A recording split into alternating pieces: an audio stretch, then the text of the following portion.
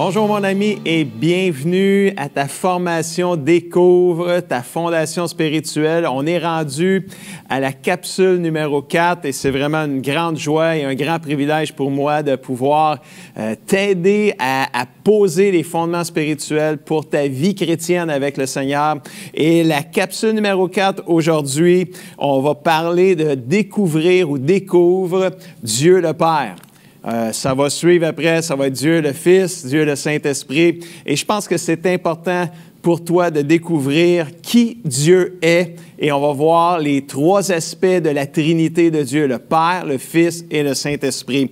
Et on va commencer avec Dieu le Père. On lit dans Jean 17, et tu le vois à l'écran, « La vie éternelle, c'est qu'ils te connaissent, toi, le seul vrai Dieu, et celui que tu as envoyé, Jésus-Christ. » Donc, c'est vital pour toi de découvrir le Dieu qui vit en toi. Et c'est ce qu'on va faire dans les 3 prochaines capsules, entre autres. Donc, c'est important de comprendre, numéro 1, là, la base là, pour Dieu, c'est Dieu existe. Dieu est vraiment là, c'est le point de départ de la relation de l'humain avec Dieu. Tu dois croire que Dieu existe, sinon ça va être juste impossible pour toi de t'approcher de lui, puis ça va juste être difficile de le connaître si tu ne crois pas qu'il existe. Donc, croire que Dieu existe, c'est essentiel à une vie de foi épanouie.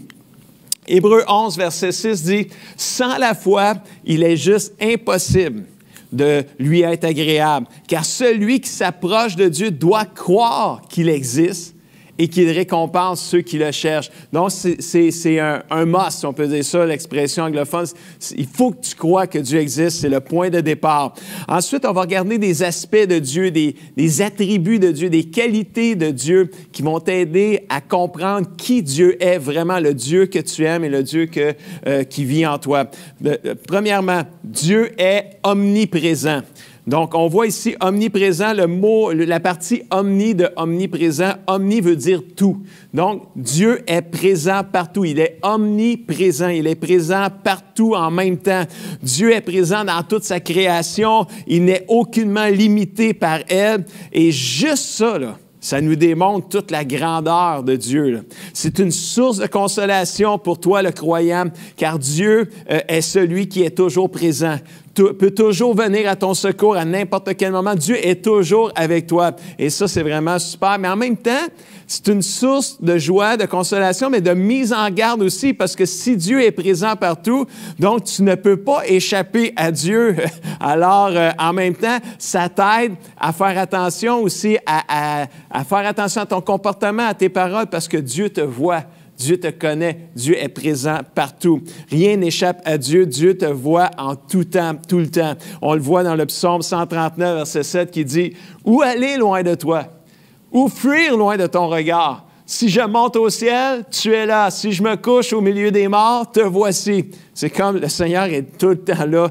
On ne peut pas échapper à Dieu. Et j'aimerais juste te faire une image, une illustration concernant la présence de Dieu pour t'aider peut-être à comprendre la présence de Dieu encore plus. Il est présent partout. Ça, c'est indéniable. C'est un fait biblique là, sur Dieu. Mais quand tu fais appel à lui, il manifeste sa présence. Dieu est présent partout, mais quand tu fais appel à lui, il manifeste sa présence. Exemple, si moi, je me retrouve dans une maison, je suis à l'étage, je suis, mettons, dans le salon, et mon enfant est en bas, dans le sous-sol, en train de jouer là, dans la salle de jeu, puis à un moment, mais tu sais, je suis dans la maison, je suis présent là. Mon enfant sait que je suis là, je suis pas avec lui, mais dans la même salle que lui, mais il sait que je suis présent dans la maison. Mais à un moment donné, il fait appel à moi, puis il dit « Papa, papa », puis il dit « Peux-tu venir me voir en bas? Je veux te parler, j'ai quelque chose à te montrer, je veux te dire quelque chose, je veux te montrer quelque chose. » Alors, il fait appel à ma présence, mais il sait que je suis là, mais il fait quand même appel à ma présence. Puis là, qu'est-ce que je fais? Je m'en viens en bas, je descends dans le sous-sol, je m'en vais dans la salle de jeu. Et là, qu'est-ce que je fais à mon enfant? Je manifeste ma présence. Il a osé m'appeler. Et je suis venu, j'étais là, j'étais présent, mais je n'étais pas dans la même salle que lui, mais j'étais présent. Et là, je suis là, puis j'ai manifesté ma présence. Donc, moi, je veux t'encourager, mon ami, d'appeler de faire appel à Dieu, parce que quand tu fais appel à Dieu, Dieu va manifester sa présence et Dieu n'attend que tu fasses appel à lui pour qu'il puisse manifester sa présence à toi. Et Jérémie 29, 12 et 13 le dit tellement bien, « Vous ferez appel à moi, vous viendrez me prier et je vous écouterai. Vous ferez appel à moi et je viendrai. Je vais vous écouter.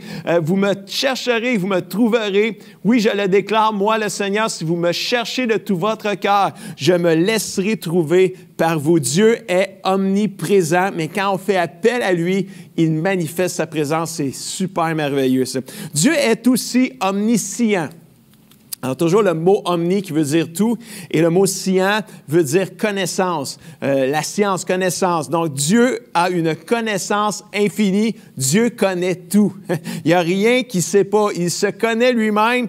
Il connaît toutes choses à la perfection depuis toute éternité. Le Seigneur connaît la profondeur du monde des morts. Il connaît encore mieux le cœur humain. Il te connaît vraiment mieux que toi-même, assurément, et que moi-même. Rien ne lui échappe dans la création. Le Seigneur connaît tout de toi, même ce qui est caché dans ton cœur et tes pensées. Ce que tu peux cacher aux humains, tu ne peux pas le cacher à Dieu parce que Dieu est omniscient.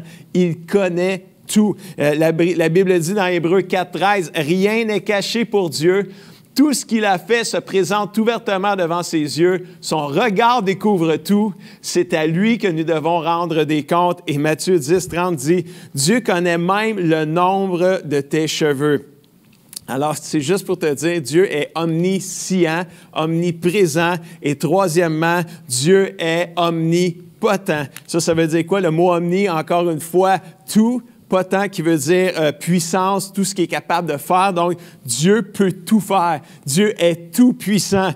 Il fait tout ce qu'il veut, quand il veut. Mais il y a quand même des choses que Dieu ne peut pas faire. Il peut tout faire, il est tout puissant, mais il y a des choses qu'il ne peut pas faire. Il ne peut pas aimer le péché, il ne peut pas se renier lui-même, il ne peut pas mentir, il est la vérité, il ne peut pas tenter ou être tenté par le péché. La Bible enseigne clairement l'omnipotence de Dieu, que Dieu peut tout, rien n'est impossible à Dieu. Le Seigneur est appelé le Dieu tout-puissant, il peut tout, on le voit dans Job 42, verset 2. Avec lui, tout est possible à celui qui croit, nous dit la Bible. Rien n'est impossible à celui qui croit. Et rien n'est trop difficile pour lui. On le voit dans Jérémie 32, verset 17. « Seigneur Dieu, tu as créé le ciel et la terre par ta grande force et ta grande puissance. Rien n'est trop difficile pour toi. » Pourquoi? Parce qu'il est omnipotent, il peut tout. Dieu est également, checkez bien la prochaine, immuable. Oh, c'est quoi ça, Pasteur Guy? Immuable. Ça veut dire quoi, ça? Ça veut dire que Dieu ne change pas. Il est toujours le même. Tout changement est pour le meilleur ou pour le pire, qu'on dit dans la vie, là. Mais Dieu, lui, il ne peut pas changer pour le meilleur ou pour le pire.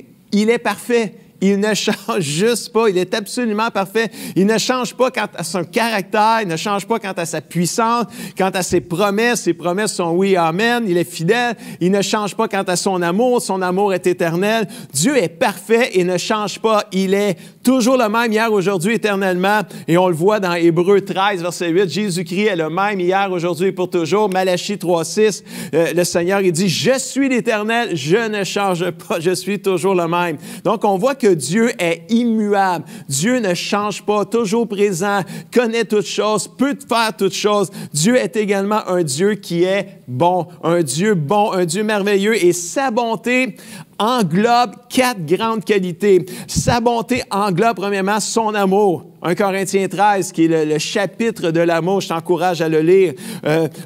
La bonté de Dieu englobe sa bienveillance. C'est quoi ça, la bienveillance? La bienveillance, ça veut dire, c'est une disposition favorable de Dieu à l'égard de ses enfants ou à l'égard de quelqu'un. Donc, la bonté de Dieu englobe son amour, englobe sa bienveillance. C'est comme si ça englobe sa faveur, sa disposition. Dieu est favorablement disposé envers nous. Et ça, c'est une excellente nouvelle. Psaume 145, versets 7 et 9 dit, « On se souviendra de ton immense bonté. On criera de joie pour ta fidélité. Le Seigneur est rempli de pitié et de tendresse. Il est patient et plein d'amour. Le Seigneur est bon pour tes jours. » Quelqu'un dit amen à ça, c'est tellement bon.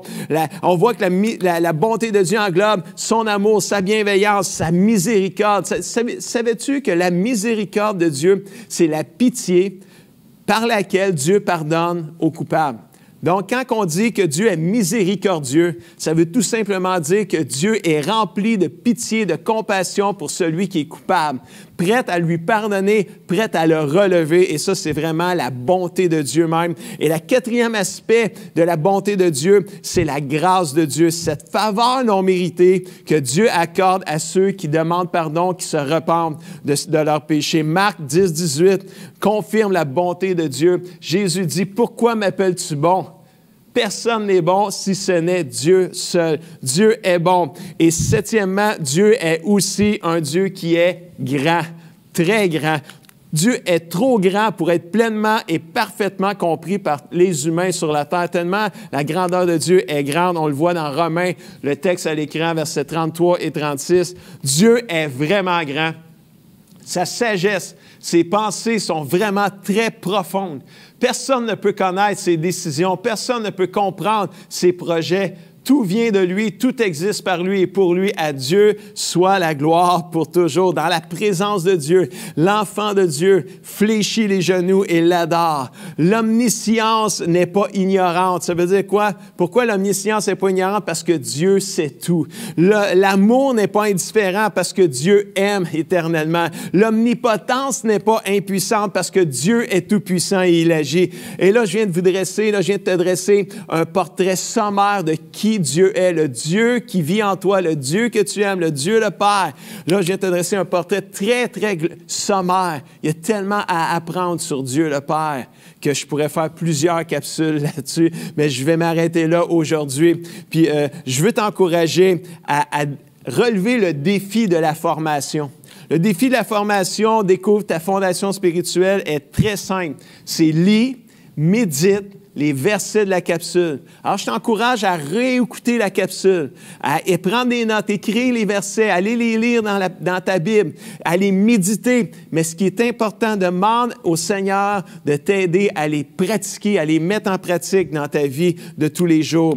Alors, j'aimerais prier pour toi en terminant. Papa Céleste, merci pour l'opportunité de pouvoir partager et enseigner qui tu es à mon ami qui te regarde aujourd'hui. Je prie que tu puisses te révéler à lui ou à elle. Je te prie que tu l'aides à te découvrir et que cette relation d'intimité que mon ami qui m'écoute puisse avoir, qu'elle puisse grandir, qu'elle puisse être florissante et que mon ami puisse te découvrir, Seigneur, et réaliser que tu es un Dieu bon, un Dieu grand, un Dieu tout-puissant et que rien n'est trop difficile pour toi.